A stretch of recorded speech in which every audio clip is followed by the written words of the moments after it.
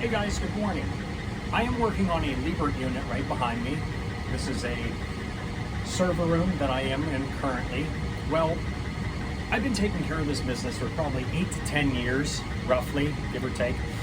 Now, you notice different sounds, different pitches, airflow, temperature, humidity. You notice little things you'll pick up when you go to those accounts for so long, okay? Now, I walked into this server room and I noticed temperature is okay, but the airflow, I can definitely hear a difference. I can hear a little from a loose belt or wore out pulleys.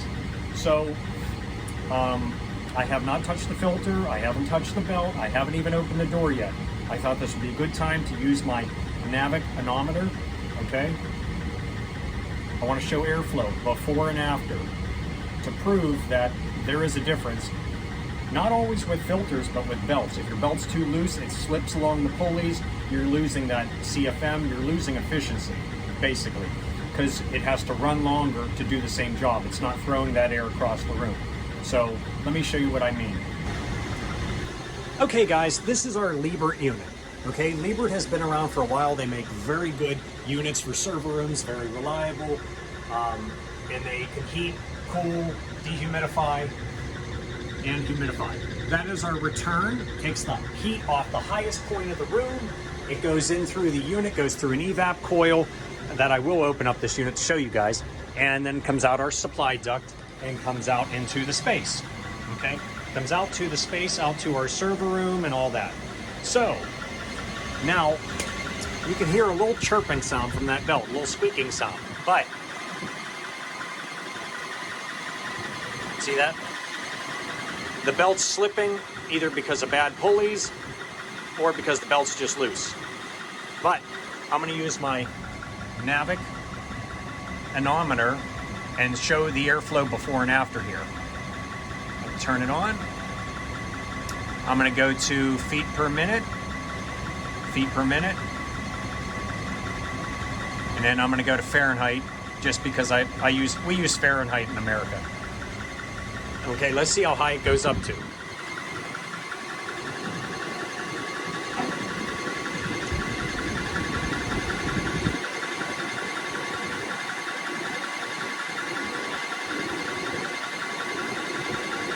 Scene 805.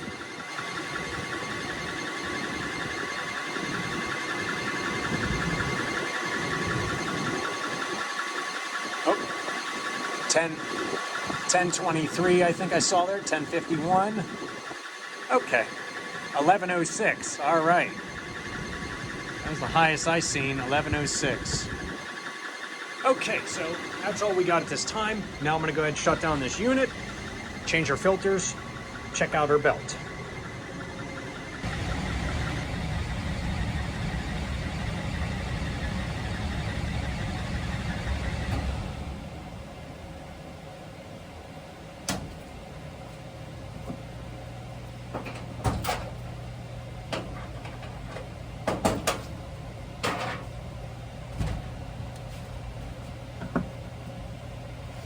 Okay guys, let's get our air filter out. Oh, thank God I got long arms. Okay, all right. That's some belt residue it looks like there. Because computer rooms are generally clean. Okay, and I'll let you guys look on top for our evaporator coil. Let me try it. Evaporator coil right down in here. Got temperature sensors and whatnot. Okay. And we got our belt right behind here. So, let me set down my camera. Oh, and there's our liquid line filter dryer, okay, coming back from the condenser. We have the condenser outside.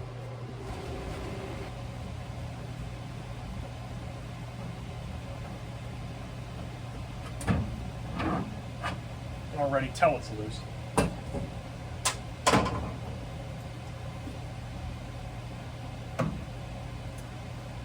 Okay, this is our blower motor, and it pulls the airflow right through that evap coil that sits way up in here, okay? Got your evap coil, it's gonna dehumidify and pull out moisture. It's gonna go into this drain pan, gonna come down the tube, going down through our little trap so we don't have gases coming back, sewage gas that is, and then out of the building. Okay, so here's our blower motor, okay, squirrel cage. Here's our belt. Blower motor, very loose. You want an inch to an inch and a half of deflection normally, and especially this is an A belt. Okay, so very loose. So we can go ahead and pop it off. We can go make sure it's not cracked, but we have new ones. I'm going to definitely get rid of it. Now, believe it or not, you would think rubber is real soft, but I don't know if you guys can see it too well. We're getting a little etching inside of that pulley, okay? A little bit. That rubber is just slowly eating away at the metal, okay? That just happens. You want to make sure you are aligned, okay? You can always adjust a little. Either way, it'll slide. And then you have also one on your blower wheel that you loosen the hub and you can shift it either way, okay? But we're pretty close, and if you're off just a smidge, I wouldn't be too concerned, but you try to get as close as possible. Now, to adjust belts, you can loosen these nuts here. Actually, is that half inch? 9/16. I'm slipping, everybody. I'm slipping. Loosen that. Loosen that. Okay, and then we can go ahead and flip on our new belt, and this actually loose, tighter, okay? It can go up and down, so, okay, let's get her going. Okay, guys, this is a Gates 42 belt, Gates. There's many different brands. You have Dayton, you have Browning, you have Gates, you got Goodyear, Liebert. I prefer Gates belts, me, okay? Typically once a year I change belts. What a lot of belt, well, I'm sorry, I shouldn't say a lot. I was taught from a belt manufacturer that when you replace a belt, they want you to replace the pulleys too. You can't always do that. I mean, it's just, sometimes they're in a tough location, and cost and time is crucial. So, but generally once a year I can get a good use out of a belt. So, and you just keep it loose and then you spin her on.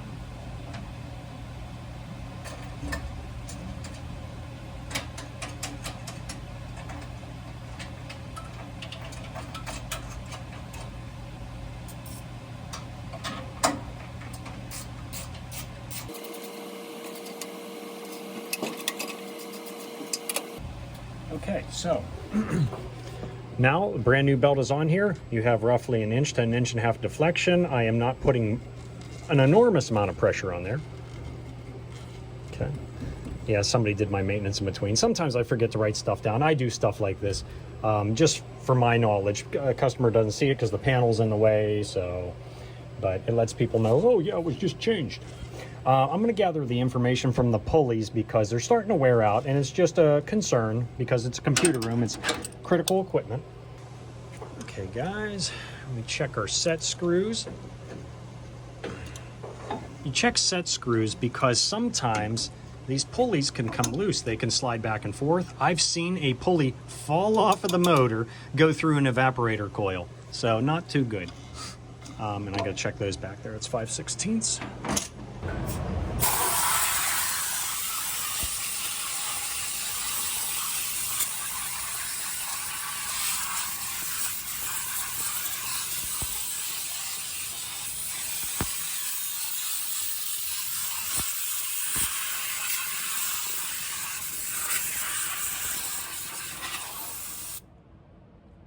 Okay guys, use a little bit of nitrogen. A little bit of nitrogen to clean this coil because running a garden hose up a dozen floors isn't easy.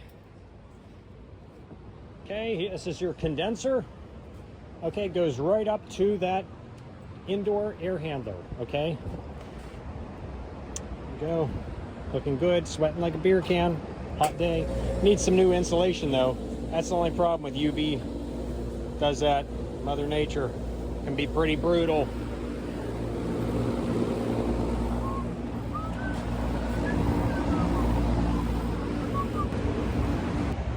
Okay guys, inside of this condenser is your compressor, okay? Compressor, you got your hot gas bypass for low ambient conditions. Got your one liquid receiver, also low ambient conditions. Same with crankcase heater on the compressor. Little dirty, Pittsburgh's very dirty. So, and you got your high pressure switch here and solenoids and whatnot, liquid line solenoids. So, and then you got your electrical compartment, basic. So, as you can see, we are full, which is good. All right. And you got your condenser fan motor right up inside there.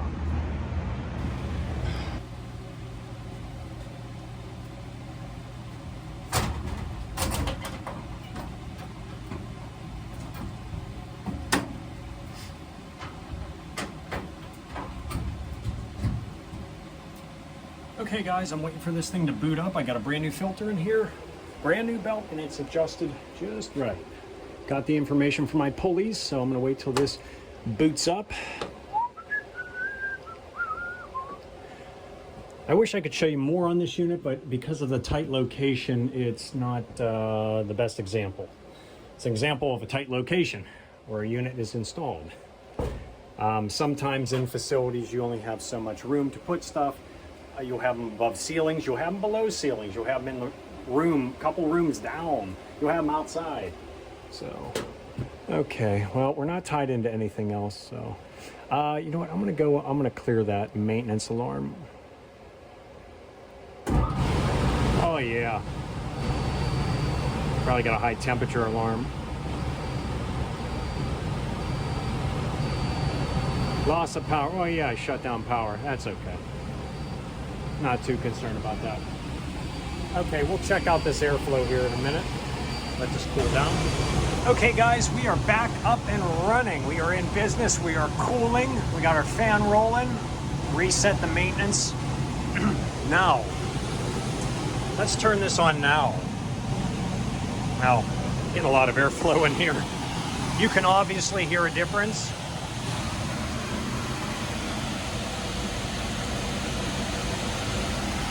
Okay, what I'm going to do is, I'm going to try to get this out of the airflow. I do apologize. So I can zero it. Turn her on. I'm going to go to feet per minute. Feet per minute. Let's go to Fahrenheit just for the heck of it. Now, the highest we were reading, I think, was 1106. Let's see where we're at now.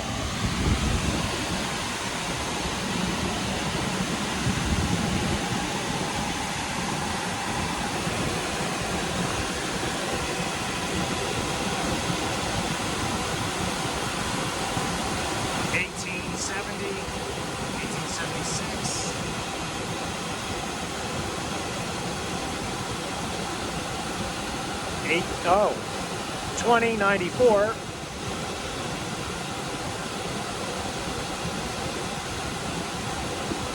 2179.